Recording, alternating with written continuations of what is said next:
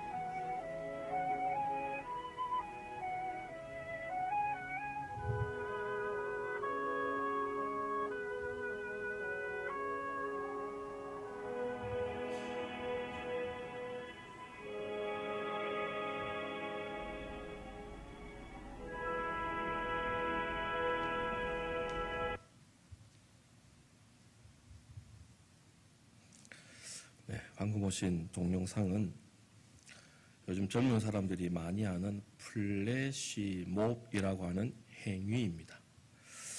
보통의 사람들은 무언가를 주장하고 세상에 알리고 싶을 때 흔한 방법으로 돈을 들여서 TV나 신문, 잡지, 요즘 같으면 인터넷 등에다가 광고를 한다거나 아니면 직접 사람들이 많이 모인 곳에 찾아다니면서 홍보를 하거나 또 강연 같은 교육적인 방법을 통해 어떤 주장이나 정보들을 알립니다. 근데 조금 전에 보신 플래시몹 같은 것은 세상에 무언가를 알리고 싶은 사람들이 사전에 날짜와 시간 그리고 장소들을 자신들만의 방법으로 약속하고서는 보통 사람들이 일상으로 살아가고 있는 삶의 현장에 어떠한 공지도 없이 갑자기 나타나서 전하고자 하는 것만을 짧은 시간에 나타내고는 바로 사라지는 것입니다. 그러면 일상을 살던 사람들은 처음에는 저들이 하는 행위가 무엇일까 하다가도 점점 끝나갈 때쯤 되면 저들이 저런 것을 알리려고 그랬구나라고 이해한다는 것입니다. 그리고 그렇게 이해한 내용은 어떤 광고나 홍보 그리고 교육적인 방법으로 알려준 정보들보다 훨씬 오랫동안 사람들의 뇌리에 남게 되어지고 긍정적인 공감대를 형성할 수 있게 되는 것입니다. 그것이 정치적인 내용이든지 아니면 교육적인 내용이든지 공익적인 내용, 나아가 상업적인 내용이든지 간에 글이나 신문의 지면 또는 매스컴을 통해 알았던 것보다 더 강하게 전달할 수 있는 장점 때문에 이런 플래시몹이라고 하는 행위를 하는 것입니다. 그리고 원하지는 않았지만 플래시몹을 보는 사람들은 단순히 구경꾼으로서의 보고 듣는 위치가 아니라 자신도 모르게 그들이 전하고자 하는 내용에 동조하게 되어지고 나아가 같은 내용을 전달하게 된다라고 하는 묘한 특징이 이런 플래시몹에 담겨져 있습니다. 그러므로 사람들이 플래시몹을 하는 이유는 플래시몹을 통해 우리가 평소에 잘 알고 있던 내용이지만 대중들에게 그 내용이 더 피부에 와닿게 하고 더 실감나게 이해하도록 해서 행위의 주체자나 그 행위를 본 대중들이 그 내용들을 더 많이 공감하고 함께 공유하기 위한 목적 때문이라는 것입니다. 오늘 우리가 읽은 본문의 말씀도 마치 하나님께서 시간과 장소를 정하시고서는 모든 이스라엘이 함께 하나님의 뜻에 공감하고 하나님의 마음을 공유할 목적으로 행하게 하시는 플래시몹과 비슷합니다. 하나님은 처음 홍해를 건너서 시내산에서부터 그리고 지금 출애굽 2세대들이 서 있는 요단 동편 모압 땅에까지 하나님이 누구신지, 하나님이 어떻게 이스라엘을 사랑하시고 세우셨는지, 그리고 이스라엘의 조상들에게 어떤 약속을 하셔서 지금 여기까지 인도하셨는지를 모세를 통해 하나하나 그리고 정확하게 가르쳐 주십니다.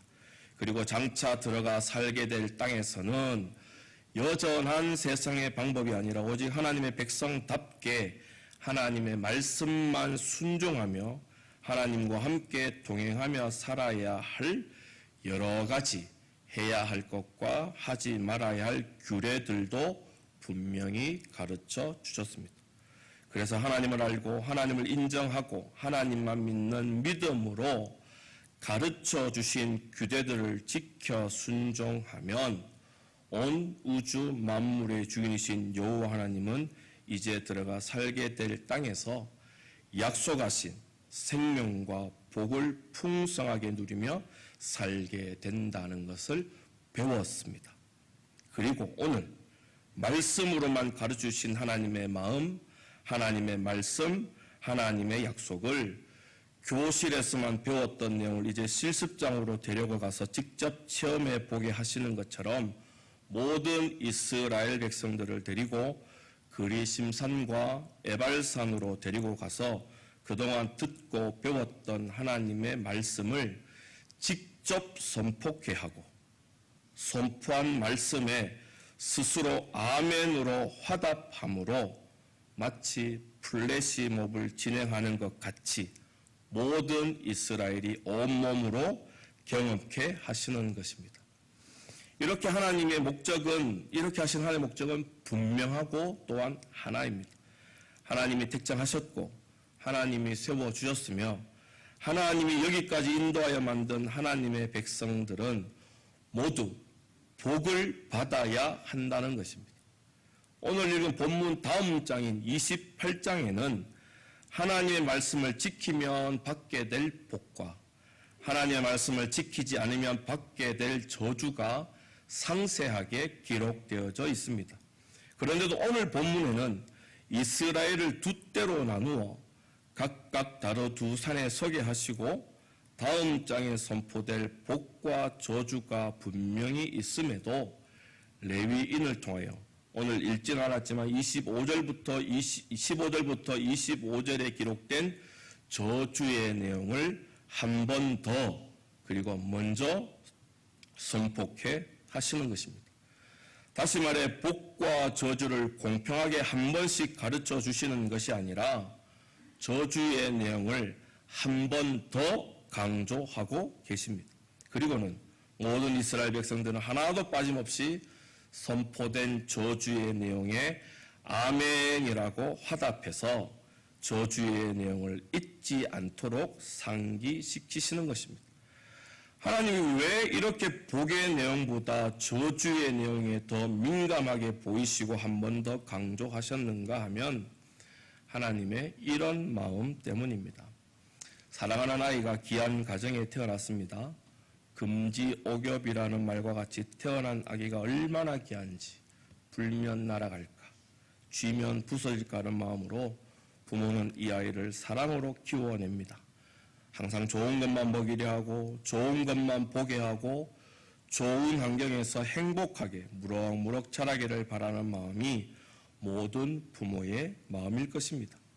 그러다 어느덧 아이가 자라서 어린이집에 갑니다. 가서 노래와 율동을 배워와서는 엄마 앞에서 재롱도 부립니다. 어떨 때는 조망만한 손으로 예쁜 꽃도 종이로 접어와서는 이거 아빠 엄마 거예요 하면서 부모의 기쁨이 되는 것입니다. 그런데 그렇게 좋은 것만을 부모에게 보여주던 아이가 어느 날 어디서 듣고 배웠는지 욕을 하는 것입니다. 그리고 콩할 만한 게 벌써부터 싫고 좋은 것을 알아서 부모의 말도 잘 듣지 않는 것입니다. 처음에는 이런 아이가 나쁜 것이다 라고 하면서 하지 말라고 말로 타이릅니다. 그런데도 계속 나쁜 행동으로 부모의 마음을 아프게 해서 생각하는 의자에도 앉히고 또 화도 내어보고 급기야 참다 매도 들게 되는 것입니다. 이유는 나쁜 말과 행동 때문에 사랑하는 내 아이가 이제 미워졌기 때문이 아닙니다. 부모의 말 안 듣고 제멋대로 하려는 아이가 이제는 싫어졌기 때문도 아닙니다. 나의 분신, 나의 전부인 아이가 언제나 옳은 행동, 바른 모습으로 건강하고 행복한 날들을 지내기를 바라는 부모의 마음 때문에 야단도 치고 화도 내고 매도 들게 된 것입니다. 너무 사랑하기에 좋은 것만 보고 좋은 것만 누리면서 많은 사람들에게 칭찬도 듣고 스스로도 귀한 사람으로 자라 늘 행복하기만을 바라는 부모의 마음 때문이라는 것입니다. 우리 하나님도 마찬가지이십니다. 참 부모이신 우리 하나님은 사랑하는 하나님의 자녀들이 하나님을 알고 하나님을 믿어 누리게 된 생명과 복된 삶에서 전에 알던 죄 때문에 저주로 인한 고통 가운데 다시 살아가지 않으시기를 바라시는 겁니다. 그래서 복의 그리심산과 저주의 에발산 앞에 이스라엘 백성들을 세워놓고는 나중에 복과 저주의 내용이 선포될 텐데도 저주의 내용을 한 번 더 먼저 강조하시는 것도 다시는 저주 아래 있지 말고 언제나 복을 누리는 자로 살게 하려 하시려는 하나님의 마음이 그 안에 담겨져 있다라는 것입니다. 그리고 이런 하나님의 마음과 함께 하나님의 자녀는 그리심산과 에발산 사이에, 다시 말해 복과 저주의 사이에서 언제나 복을 선택할 것을 가르쳐 주기 위함입니다. 출애굽 2세대들이 지나온 광야라는 공간은 모든 세상 사람들이 살 수 없는 땅이요 죽음의 땅이라고 여기면서 꺼려하는 것입니다. 그러나 하나님이 함께 하시고 하나님의 말씀에 순종했을 때 광야는 더 이상 메마른 죽음의 땅이 아니라 마음껏 마시고 배불리 먹었던 풍요의 땅이었음을 그들은 보고 자랐습니다. 반대로 그런 풍요의 땅이 하나님 말씀에 불순종하고 하나님을 외면했을 때는 이내 원래 모든 사람들이 알고 있던 죽음의 땅이 되어지는 것도 보았던 것입니다. 그 땅에 무언가가 있어 어떨 때는 살만한 땅, 어떨 때는 죽음과 고통의 땅이 되어지는 것이 아니라 오직 천지 만물을 만드신 하나님이 죽음의 광야도 풍요로운 땅으로, 또 젖과 꿀이 흐르는 땅도 죽음의 메마른 땅으로 만드시는 기준이 되어 주신다라는 것입니다. 그래서 이스라엘을 두 때로 나눠서 한쪽은 그리심산에 또 한쪽은 에발산에 세우시고, 특별히 에발산의 저주를 먼저 알게 하시고 선포된 저주 아래에 있지 않도록 아멘으로 화답하게 하시는 것은 지금 우리가 살아가고 있는 땅이, 터전이, 기업이 우리를 살게 하고 못 살게 하는 것이 아니라 모든 만문의 주인이시고 생사화복의 주관자 되시는 하나님 없이는 그 어떤 땅에 살더라도 생명과 복이 없음을 온몸으로 경험케 해 주시기 위해서입니다. 그래서 확실히 생명과 복을 위해 복을 주시는 하나님을 선택할 것인지, 아니면 저주밖에 없는 하나님 모른다라고 하는 세상을 선택할 것인지를 결정하라 그리심산과 에발산 두 산 앞에 이스라엘 백성을 지금 세워 놓으신 것입니다. 이스라엘은 솔로몬 왕 이후에 남쪽 유다와 북쪽 이스라엘로 나누어지게 됩니다. 그 중에 북쪽 이스라엘에는 하나님을 믿지 않은 악한 왕들이 유독 많이 나타납니다. 그런 왕들 중에 둘째가라면 서러할 왕이 아합 왕이었습니다. 아합 왕은 당시 이방 여인이었던 이세벨을 왕으로 맞이합니다. 이세벨은 바알의 사람이라는 뜻의 이름을 가진 시돈 왕 엣바알의 딸입니다. 그래서 아합 왕에게 시집온 이세벨이 제일 먼저 한 일은 자신이 섬기던 이방신 바알을 위해 신전을 짓고 아세라상을 세워서 모든 이스라엘도 하나님을 버리고 바알신을 섬기도록 하는 일이었습니다. 북쪽 이스라엘의 아합 왕은 하나님을 알면서도 이세벨이 하는 대로 내버려 두고 오히려 더 잘하도록 용납하는 것입니다. 하나님은 아합과 이세벨의 이런 가증한 일 때문에 3년 6개월 동안 비를 허락하지 않으시고 기근의 고통 가운데 이스라엘이 살아가게 하십니다. 이런 영적인 암흑시대에 그럼에도 여전히 하나님이 진짜이시고 하나님만이 우리의 영원한 생명이라 전한 선지자가 있었는데 바로 엘리야입니다. 하나님은 신실한 엘리야에게 3년 6개월 동안 비 한 방울 오지 않던 이스라엘 땅에 비를 허락하시겠다 말씀해 주시고는 아합 왕에게 보내서 바알을 섬기는 선지자 450명과 아세라를 섬기는 선지자 400명을 갈멜산으로 모아오게 하십니다. 열왕기상 18장 19절에서 20절을 우리 화면을 보시면서 함께 읽겠습니다. 그런즉 사람을 보내온 이스라엘과 이세벨의 상에서 먹는 바알의 선지자 450명과 아세라의 선지자 400명을 갈멜산 산으로 모아 내게로 나오게 하소서. 아합이 이에 이스라엘의 모든 자손에게로 사람을 보내 선지자들을 갈멜산으로 모으니라. 이제 갈멜산에서 850명 대 한 명의 영적 싸움이 벌어집니다. 그 광경을 보려고 많은 이스라엘 사람들이 모여들게 된 것입니다. 그렇게 모인 이스라엘 사람들을 향해 엘리야는 살아계신 만군의 여호와 하나님만을 섬기는 엘리야와 아합이 모아놓은 이방신을 섬기는 850명의 선지자 중에 어느 쪽을 선택할 것인지를 결정하라 묻습니다. 그러나 이스라엘 백성들은 하나님과 바알 사이에서 바른 선택을 하지 못하고 서로 눈치만 보고 있는 것입니다. 이런 이스라엘 향해 엘리야는 열왕기상 18장 22절에 이렇게 야단을 칩니다. 우리 2절도 함께 읽습니다. 시작. 엘리야가 모든 백성에게 가까이 나아가 이르되 너희가 어느 때까지 둘 사이에서 머뭇하려느냐? 여호와가 만일 하나님이면 그를 따르고 바알이 만일 하나님이면 그를 따를지니라 하니 백성이 말 한마디도 대답하지 아니하는지라. 이것은 아빠가 좋아 엄마가 좋아라고 하는 재미로 묻는 질문이 아닙니다. 생명과 복을 누리며 하나님의 자녀로 살 것인가? 아니면 죽음과 저주의 고통으로 세상에 썩어질 자로 살 것인가라고 하는 사느냐 죽느냐의 절체절명의 위기에서 묻는 질문입니다.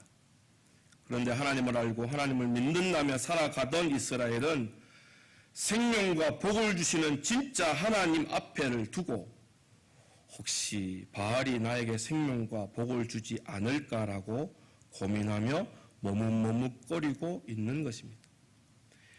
이스라엘 하나님과 세상인 바알 앞에 머뭇거릴 때 여호수아는 여호수아 24장 15절에 이렇게 고백하며 바른 선택을 합니다. 우리 함께 읽습니다. 만일 여호와를 섬기는 것이 너희에게 좋지 않게 보이거든 너희 조상들이 간 북쪽에서 섬기던 신들이든지 또는 너희가 거주하는 땅에 있는 아무리 족속의 신들이든지 너희가 섬길 자를 오늘 택하라. 오직 나와 내 집은 여호와를 섬기겠노라. 아멘. 여호수아는 평생을 두고 살아온 인생의 좌우명대로 좌로나 우로나 치우치지 않고 오직 하나님만을 중심에 모시고 살았습니다. 여호수아는 하나님이 진짜이신 증거들을 많이 보고 경험했고 이스라엘 백성들은 하나님이 진짜이신 증거를 보고 경험하지 못했기 때문이 아닙니다.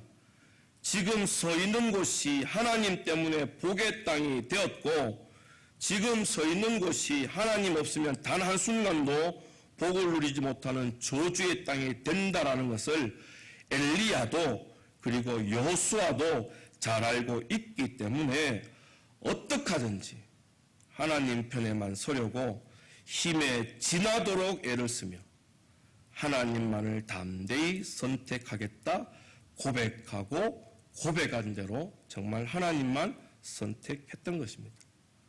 사랑하는 성도 여러분, 예수님 믿어 이 땅에서 천국을 살고 또 예수님을 믿어 장차 죽어 천국에 들어갈 우리 앞에도 복의 땅 그리심산과 저주의 땅 에발산이 놓여져 있습니다. 그런데 그리심산의 복을 받고 에발산의 저주에서 벗어나려면 엘리야가 또 여호수아가 보여준 믿음의 선택이 반드시 있어야 하는 것입니다. 모세도 신명기 30장 19절에서 20절에 내가 오늘 하늘과 땅을 불러 너희에게 증거를 삼노라. 내가 생명과 사망과 복과 저주를 내 앞에 두었은즉 너와 내 자손이 살기 위하여 생명을 택하고 내 하나님 여호와를 사랑하고 그의 말씀을 청종하며 또 그를 의지하라. 그는 네 생명이시요 내 장수이시니 여호와께서 내 조상 아브람과 이삭과 야곱에게 주리라고 맹세하신 땅에 네가 거주하리라 라고 하는 생명과 복을 위해 믿음으로 여호와 하나님만 선택하라 명령하고 있습니다. 스스로 복을 내어줄 것 같은 땅에 초점을 맞추는 것이 아닙니다. 우리를 그 땅에 세우셔서 생명과 복을 주시마 약속해 주신 하나님만을 사랑하고 하나님의 말씀을 청종하며 오직 하나님 한 분만 의지하는 믿음을 성도의 바른 선택으로 보이라 강조하고 있는 것입니다.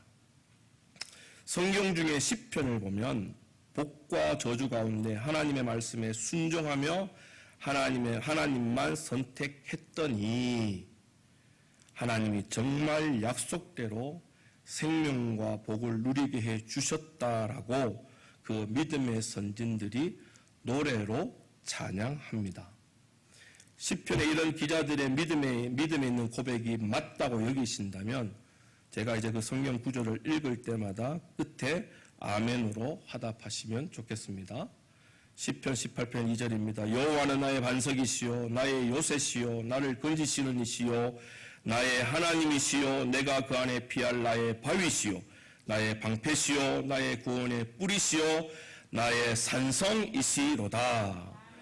시편 23편 4절에 내가 사망의 엄침한 골짜기로 다닐지라도 해를 두려워하지 않는 것은 주께서 나와 함께 하심이라. 주의 지팡이와 막대기가 나를 안위하시나이다. 시편 23편 5절에도 주께서 내 원수의 목전에서 내게 상을 차려주시고 기름을 내 머리에 부으셨으니 내 잔이 넘치나이다. 시편 27편 1절에 여호와는 나의 빛이요 나의 구원이시니 내가 누구를 두려워하리요 여호와는 내 생명의 능력이시니 내가 누구를 무서워하리요. 시편 93편 22절에 여호와는 나의 요새시요 나의 하나님은 내가 피할 반석이시라. 우리 시편 121편 3절에서 8절은 함께 읽고 아멘하면 좋겠습니다. 시작. 여호와께서 너를 실족하지 아니하게 하시며 너를 지키시는 이가 졸지 아니하시리로다. 이스라엘을 지키시는 이는 졸지도 아니하시고 주무시지도 아니하시리로다. 여호와는 너를 지키시는 이시라. 여호와께서 내 오른쪽에서 내 그릇이 되시나니 낮에 해가 너를 상하게 하지 아니하며 밤의 달도 너를 해치지 아니하리로다. 여호와께서 너를 지켜 모든 환난을 면하게 하시며 또 내 영혼을 지키시리로다. 여호와께서 너의 출입을 지금부터 영원까지 지키시리로다. 아멘. 사랑하는 성도 여러분, 하나님을 인생이라고 표현하는 것이 맞지는 않지만 하나님의 인생 최대 목표와 목적은 저와 우리 성도님들 뿐입니다. 하나님이 천국 백성으로 살게 하신 이 땅에서 저와 우리 성도님들을 생명과 복을 누리며 살기를 바라고 원하시는 것 단 한 가지뿐이라는 겁니다. 그러니 제발 저주 안에 거하지 말고 제발 내 자녀, 내 백성들은 저주의 그늘, 저주의 찢기라도 알지 말고 반드시 복 주시는 하나님만을 선택하라 모세로 통해 가르쳐 주십니다. 그러면 생명과 복의 자녀된 권세를 누리게 된다라고 그리심산과 에발산 앞에 하나님의 백성을 세우시고 또 알게 된 저주의 고통에 아멘으로 경험케 하시는 것입니다. 누가복음 9장 62절에 예수께서 이르시되 손에 쟁기를 잡고 뒤를 돌아보는 자는 하나님의 나라에 합당하지 않다고 분명히 천국 백성된 자의 마땅함을 가르쳐 주셨습니다. 우리는 하나님이 우리를 얼마나 사랑하시는지, 그래서 하나밖에 없는 독생자 예수님을 우리를 위해 아낌없이 내어주셨는지를 잘 알고 있습니다. 그래서 우리는 믿음의 이 귀한 경주를 오늘까지, 지금까지 걸어오고 앞으로도 걸어갈 것입니다. 그런데도 가끔 우리는 생명과 복이신 하나님과 죽음과 저주의 세상 사이에서 때로는 머뭇거리며 천국을 향해 똑바로 나아갈 쟁기를 잡고서도 늘 세상이 좋은지 뒤를 돌아보곤 합니다. 머뭇거려도 정답은 하나님뿐인데도 쟁기를 잡고 뒤를 돌아봐도 삐뚤삐뚤하게 놓여진 안타깝고 답답한 하나님 없는 내 인생뿐인데도 우리의 선택은 늘 저주의 것만 잡으려 하는 것입니다. 오늘을 살아가는 저와 우리 성도님들은 천국 가는 그날까지 언제나 하나님의 것과 세상의 것 중에 선택하며 살게 되어져 있습니다. 그런 저와 우리 성도님을 향해 하나님은 모든 말씀을 규례로 가르쳐 주신 후에 복은 분명히 있고 저주는 더 분명하고 더 확실하게 있음을 오늘 산에 세워 온몸으로 깨닫게 하시고 경험케 하시는 것입니다. 그리고 정말 우리가 저주의 사람 되는 게 싫으셔서 저주 가운데 살지 않겠다, 아멘으로 대답하게 하시는 것입니다. 하나님을 나의 전부로 선택할 수도 있고, 예전 아담과 같이 세상의 유혹에 빠져 하나님 모르는 세상을 선택할 수도 있습니다. 그러나 하나님을 선택하면 영원한 생명과 자녀된 복을 누리게 되지만, 내가 하나님 되려고 세상을 선택하면 우리가 그 저주의 내용에 아멘으로 화답했던 그 저주들이 우리의 친구가 되는 것입니다. 우리 앞에 놓인 하나님과 세상의 선택 앞에 머뭇거리지 마시고, 천국을 향해 나아가는 우리가 쟁기를 잡고 절대로 뒤돌아보지도 마시고, 언제나 생명과 복 되시는 하나님만 믿음으로 선택하셔서 우리 성도님들이 계신 그곳이, 우리 성도님들이 살아가는 그 삶의 터전과 기업들이 언제나 약속의 복이 선포되어지는 그리심산이 되시기를 주의 이름으로 간절히 소망합니다.